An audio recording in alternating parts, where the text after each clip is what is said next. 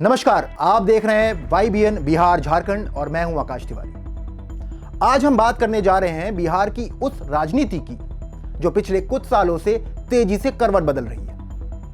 एक तरफ है तेजस्वी यादव, जिन्हें कभी बिहार की युवा राजनीति का सबसे बड़ा चेहरा माना जाता था। दूसरी तरफ है चिराग पासवान, जो धीरे धीरे लेकिन मजबूती से अपनी पकड़ बनाते जा रहे हैं। सवाल यही है कि आखिर ऐसा क्या हुआ कि तेजस्वी यादव की चमक फीकी पड़ती जा रही है और चिराग पासवान बिहार की राजनीति में नई उम्मीद बनकर उभर रहे हैं।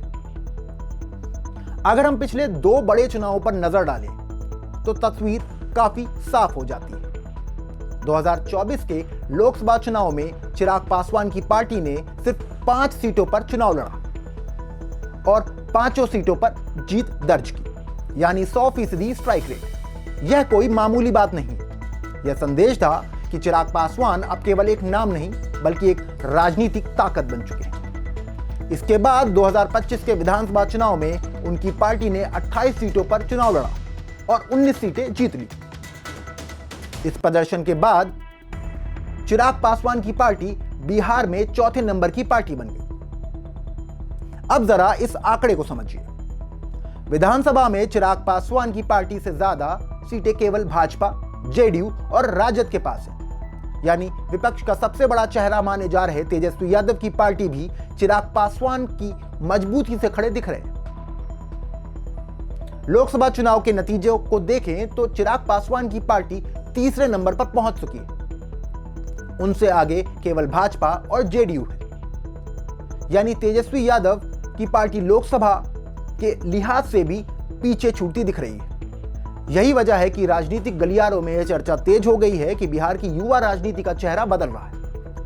कभी जिस तेजस्वी यादव को युवा वोटरों की पहली पसंद माना जाता था, अब उसी युवा वर्ग में चिराग पासवान की लोकप्रियता तेजी से बढ़ रही है। इसका कारण केवल चुनावी जीत नहीं बल्कि उनका राजनीतिक स्टाइल, उनका भाषण देने का तरीका और खुद को एक अलग ब्रांड के रूप में पेश करना भी है। इसी बीच एक बड़ा सर्वे सामने आया है जिसने इस बदलाव को आंकड़ों में बदल दिया है। यह सर्वे 8 दिसंबर 2025 से 21 जनवरी 2026 के बीच किया गया। इसमें साफ कहा गया कि अगर चिराग पासवान की पार्टी और नीतीश कुमार की जेडीयू को मिला दिया जाए तो दोनों मिलकर 50% से ज्यादा सीटों पर जीत दर्ज कर सकते हैं। इसके बाद भाजपा भी टॉप परफॉर्मेंस में दिखाई दे रही है, मतलब एनडीए का ग्राफ ऊपर जा रहा है और विपक्ष का ग्राफ नीचे।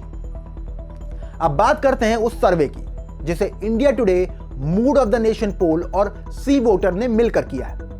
यह सर्वे बिहार की राजनीतिक भविष्य की झलक दिखाता है। सवाल पूछा गया कि अगर आज लोकसभा चुनाव हो जाए तो बिहार में तस्वीर कैसी होगी।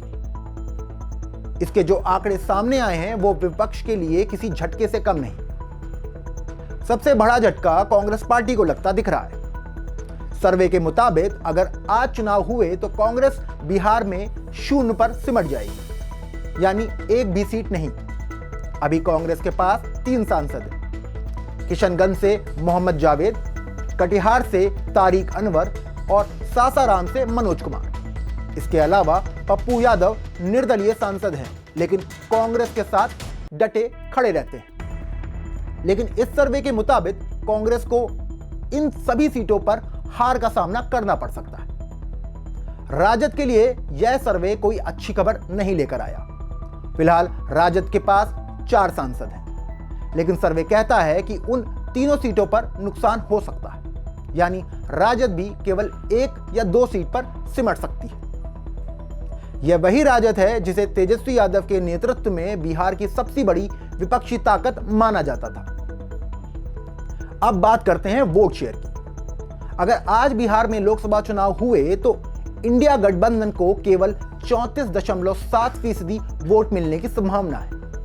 वहीं एनडीए को 53.3% वोट मिल सकते हैं। बाकी 12% वोट अन्य दलों के खाते में जाएंगे, यानी वोट शेयर के मामले में भी एनडीए इंडी गठबंधन से बहुत आगे निकल चुका है। सीटों के अनुमान की बात करें तो तस्वीर और भी चौंकाने वाली है। सर्वे के मुताबिक अगर आज चुनाव हुए तो इंडिया गठबंधन केवल 3 सीटों पर सिमट सकता है। वहीं एनडीए कम से कम 3 से 39 सीट पर जीत हासिल कर सकता है। आपको याद दिला दे कि बिहार में कुल 40 लोकसभा सीटें हैं, यानी लगभग पूरा बिहार एनडीए के खाते में जाता दिख रहा है। अभी की स्थिति देखें तो इंडिया गठबंधन के पास 9 सीटें और एनडीए के पास 30। सर्वे कहता है कि बीजेपी को 5 सीटों की बढ़ोतरी हो सकती है और वह 17 सीटों तक पहुंच सकती है। वहीं जेडीयू और लोक जनशक्ति पार्टी रामविलास यानी चिराग पासवान की पार्टी को मिलाकर 21 सीटें मिल सकती हैं। दूसरी तरफ कांग्रेस 0 और लेफ्ट प्लस राजद महज 2 सीटों पर सिमटती दिख रही है। यह सर्वे कोई छोटा मोटा सर्वे नहीं है। इसे India Today, mood of the nation और सी वोटर ने मिलकर किया। 8 दिसंबर 2025 से 21 जनवरी 2026 के बीच इस सर्वे में देश भर की लोकसभा सीटों को कवर किया गया।